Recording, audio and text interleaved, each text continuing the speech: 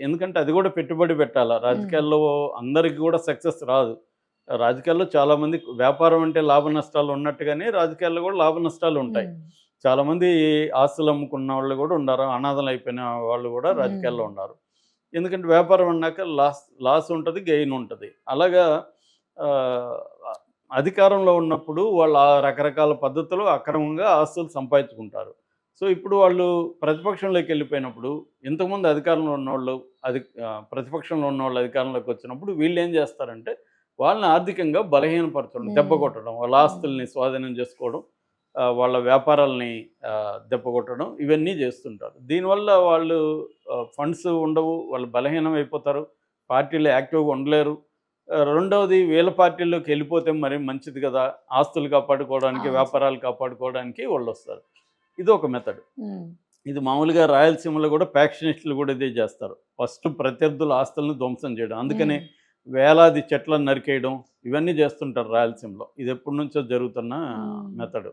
So, even అక్కడ పనిచేసే మావోయిస్టులు కూడా ఇదే మెథడ్ అప్లై చేస్తుంటారు. ఇంతకుముందు గతంలో పరిటాల రవి చెట్లు పీపుల్స్ వార్ వాళ్ళు నరికేసిన హ్మ్. సందర్భాలున్నాయి. అంటే వాళ్ళ ఆస్తులు, బస్సులు ఇప్పుడు జేసీ దివాకర్ రెడ్డి బస్సుల హ్మ్. మీదంతా జగన్ దెబ్బ కొట్టాడు. ధ్వంసం చేస్తారు. హ్మ్. మోసుకుపోయారు. అంటే హ్మ్. గనులు, బస్సులు ఇట్లాంటి పెద్ద డబ్బులొచ్చే హ్మ్. వ్యాపారం ఏదుందో దాన్ని దెబ్బ కొడతారనమాట. దానివల్ల ముందుగా వాళ్ళకి ఫైనాన్షియల్‌గా వాళ్ళకి ఫండింగ్ ఆగిపోతే జనం ఉండరు వాళ్ళ దగ్గర. హ్మ్. జనానికి డబ్బులు ఏదో ఒక రూపంలో ఇస్తే కదా!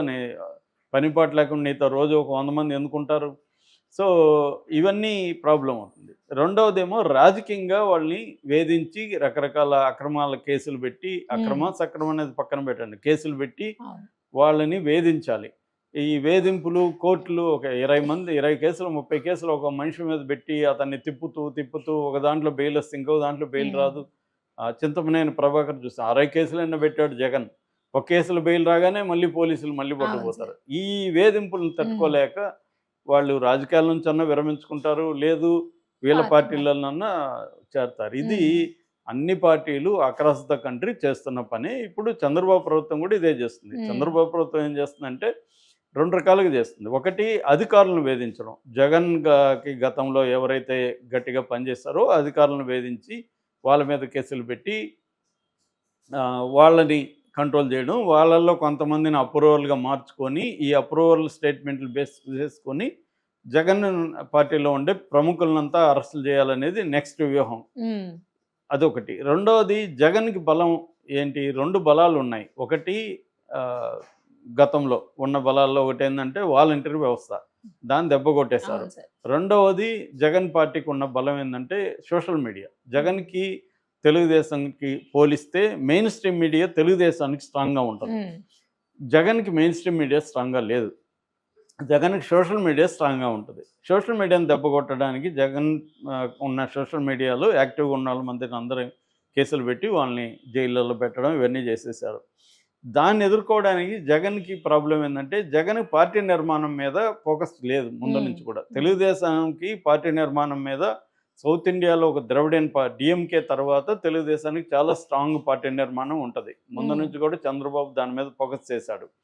సో, దానివల్ల తెలుగుదేశానికి పార్టీ నిర్మాణం, లీగల్ సెల్లు ఇవన్నీ స్ట్రాంగ్‌గా ఉంటది. అందుకని ప్రతిపక్షంలో ఉంటూ కూడా తెలుగుదేశం పార్టీ జగన్‌ని ఇబ్బంది పెట్టగలిగింది. అధికారంలో ఉన్నా కూడా జగన్‌ని హ్మ్. ఇబ్బంది పెట్టగలిగిందంటే చంద్రబాబుకి వ్యవస్థల మీద ఉండే పట్టు. హ్మ్. అంటే పార్టీ తర్వాత మీడియా, తర్వాత లీగల్ నెట్వర్కు అంటే లీగల్ ప్రాసెసెస్, కోర్టులు వీటి మీదంతా కూడా పట్టు. నాలుగవది కులం. ఇవి చంద్రబాబుకి ఉన్న సపోర్ట్ సిస్టమ్స్. హ్మ్. జగన్‌కి ఈ సపోర్ట్ సిస్టమ్స్ లేవు. అతనికి వ్యవస్థల మీద అంత పట్టు లేదు. అంటే అధికారంలో ఉన్నప్పుడు ఎవరికైనా ఉంటది. నువ్వు అవును సార్. నేనైతే కూడా హ్మ్. అది అది నేను అధికారంలో లేనప్పుడు ఉండడం గురించి మాట్లాడుతున్నా. అవును సార్. జగన్‌కి అది హ్మ్. లేదు. పార్టీ క్యాడర్‌ని హ్మ్. పట్టించుకోలేదు. కులం సంబంధించిన ఇంపార్టెంట్ వాళ్ళని జగన్ పట్టించుకోలేదు అవును కాబట్టి సార్. వాళ్ళు కూడా దూరమయ్యారు. ఆహ్, ఇక మీడియా వచ్చి సోషల్ మీడియా. సో, జగన్‌కుండే బలాల్ని దెబ్బకొట్టేయడం. జగన్‌కి ఆల్రెడీ బలాల్ని నిర్మించుకోలేదు. ఎప్పుడైనా గూడా లాంగ్ టర్మ్ ప్లాన్ రాజకీయాల్లో ఉండాలి. రాజకీయాల్లో నేనొక 30, 40 ఏళ్ళు ఉండాలంటే, నాకు ఏ వ్యవస్థల మీద ఎలా పట్టుండాలనేది చంద్రబాబుకి ఆ లాంగ్ టర్మ్ విజన్ బ్రహ్మాండంగా ఉంది. జగన్‌కి లేదది. ఇక్కడ హ్మ్. కేసీఆర్‌కి కూడా లేదు. అందుకని కేసీఆర్ కూడా ఇవాళ పోరాడడానికి చాలా బాధలు పడుతున్నారు. ఉమ్, సో ఇది మనకి చెప్పాలంటే చంద్రబాబుకి చాలా స్ట్రాంగ్గా ఉంది, జగన్కి లేదు. ఉమ్, అందువల్ల ఇప్పుడు జగన్ని ఇబ్బంది పెట్టడం అనేది చంద్రబాబుకి చాలా ఈజీ. కాకపోతే చంద్రబాబు ఇంకా ఎందుకు జగన్ అరెస్ట్ చేయలేదని చాలామంది ప్రశ్నిస్తున్నారు. దీనికి కారణం 2 కారణాలు ఉన్నాయి. ఒకటి, ఆ, మోడీ జగన్ని అరెస్ట్ చేయడం పట్ల అంత ఉత్సాహంగా లేడు. ఎందుకంటే మోడీకి ఏంటంటే జగన్ని ఇప్పుడు జైలుకి పంపించడం వల్ల మోడీకి వచ్చే ఇమీడియట్ ప్రయోజనం ఏం లేదు, ఉమ్, చంద్రబాబుకి అది ప్రయోజనం. కాబట్టి మోడీ ఏంటంటే చంద్రబాబుని స్ట్రెంగ్తన్ చేయాలని మోడీ అనుకోవట్లేదు. జగన్ అనేవాడు ఒకడు ఉంటే చంద్రబాబు కొంత కంట్రోల్లో ఉంటాడు అనేది మోడీకి ఉన్న అండర్స్టాండింగ్. అందుకని జగన్ మీద ఉన్న కేసులకు సంబంధించి కూడా నిజానికి మోడీ అనుకుంటే 2 నిమిషాల్లో జగన్ జైలుకి వెళ్తాడు. ఎందుకంటే వీళ్ళ సిబిఐ వీళ్ళు కానీ గట్టిగా కోర్టులో ఆర్గ్యూ చేసి జగన్ బెయిల్ క్యాన్సిల్ చేయగలించగలిగితే, ఎందుకంటే దాదాపు 12 ఏళ్ళుగా జగన్ బెయిల్ మీద ఉన్నాడు. అవి క్యాన్సిల్ అయితే జగన్ వెళ్ళిపోతాడు. ఇంకా గట్టిగా చేస్తే జగన్కి కన్విక్షన్ కూడా పడే అవకాశం ఉంది. కన్విక్షన్ పడితే 2 ఏళ్ళకి పైన కన్విక్షన్ పడితే జగన్ పొలిటికల్ భవిష్యత్తు ఇంకా మటాష్ అయిపోతుంది. కానీ ఆ పని మోడీ చేయట్లేదు. ఈ 10 ఏళ్ళుగా కూడా మోడీనే జగన్ని కాపాడాడు. సో అందుకని కూడా దూకుడుగా చంద్రబాబు వెళ్ళే పరిస్థితి లేదు. రెండోది, ఏమన్నా కేసులు పెట్టినా త్వరగా బెయిల్ వచ్చేస్తాయి ఇవాళ, దానివల్ల సింపతి వస్తుంది జగన్కి అనేది కూడా.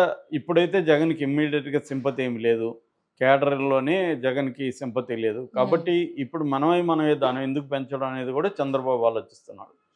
సో ఇవన్నీ దృష్టిలో పెట్టుకొని జగన్ సేఫ్ అయితే అవుతున్నాడు. అయితే అసలే జగన్ మీదకి వెళ్ళకపోతే మళ్ళీ కేడర్ ఇబ్బంది అవుతుందని కొన్ని రకాల పనులు అయితే చేస్తున్నారు.